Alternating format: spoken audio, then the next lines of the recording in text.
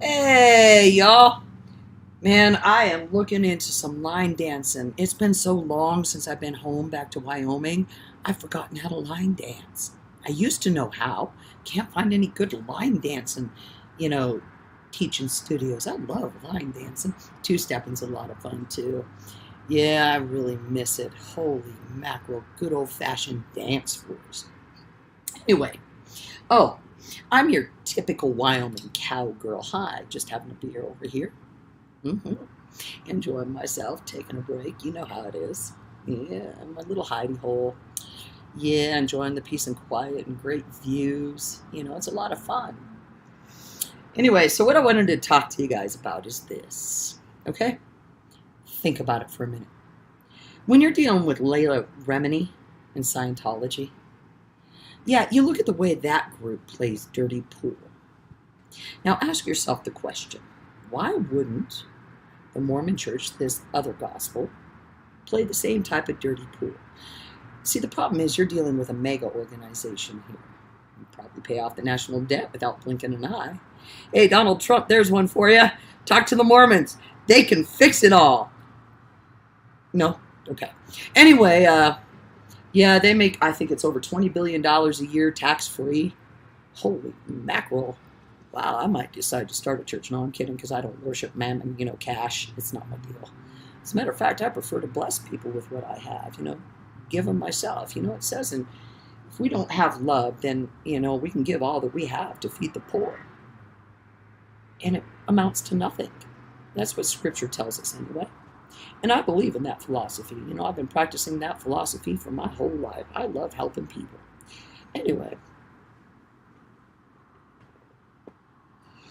how do you, my question is, all right, I've had people trying to kill me for 2 years based upon this other gospel, which they didn't want on Front Street. If you look at the FLDS, or the Fundamental Latter-day Saints, with their women and multiple wives, or multiple wives running around in their prairie dresses with their long hair and like a million children, you got to ask yourself the question. See, they used the justification that Joseph Smith was a polygamist, and this is the way God intended it.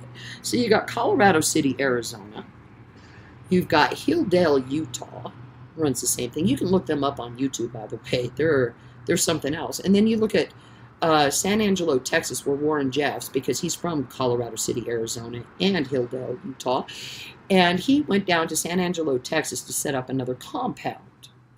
He had something like over 60 wives, I think, and the youngest was 9. And look at how long it took anybody to do anything about it. And the funny part about that situation is that it wasn't Arizona that busted Warren Jeffs out of Colorado City, Arizona, and it wasn't Utah that busted Warren Jeffs out of HILDALE, Utah. Absolutely not. It took him trying to get down into Texas in the San Angelo area, and the Texas folks going, we ain't playing that game.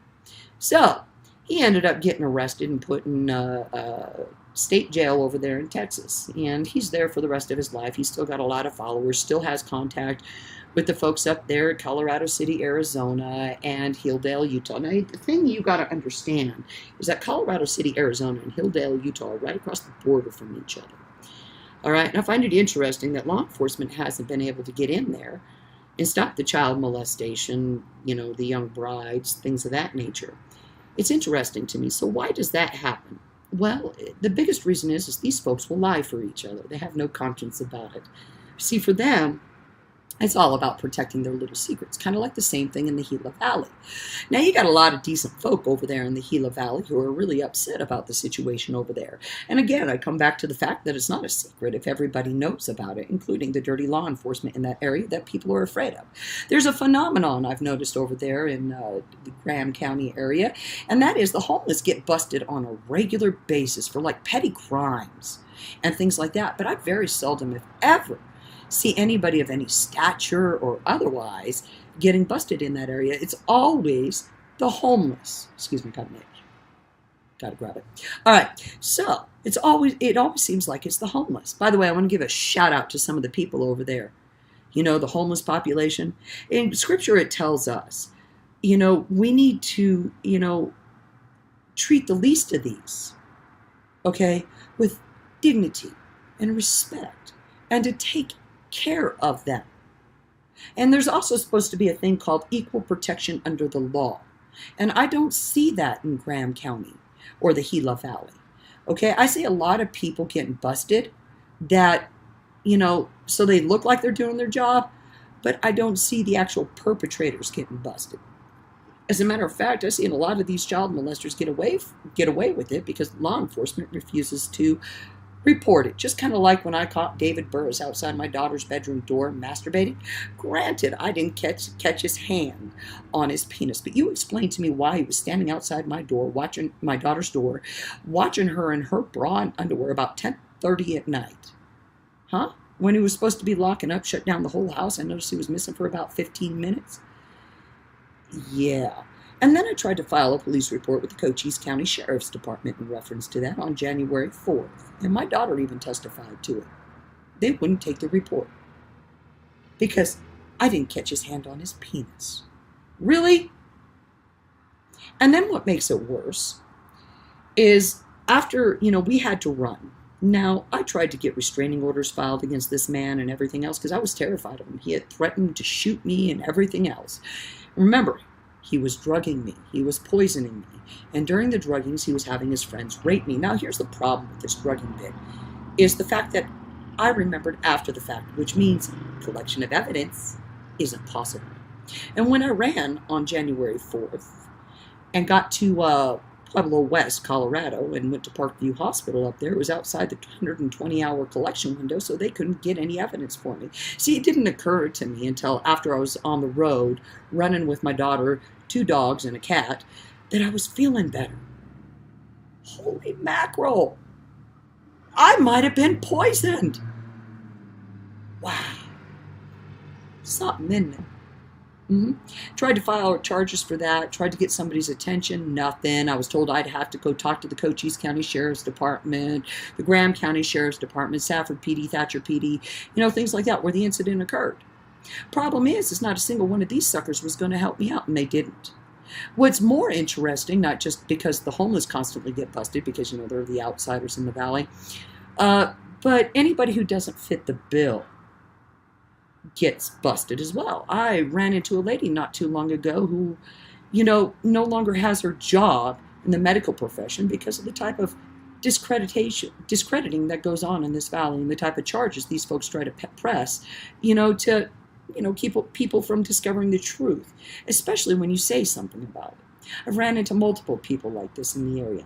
And then they end up going from where they were in life, middle class, upper middle class, down to poverty level for a series of charges that end up getting pressed against them, courtesy of certain individuals who are associated with the Mormon religion and the Gila Valley Temple, and work with law enforcement who is more than willing to take police reports on them, but will not take police reports from those individuals.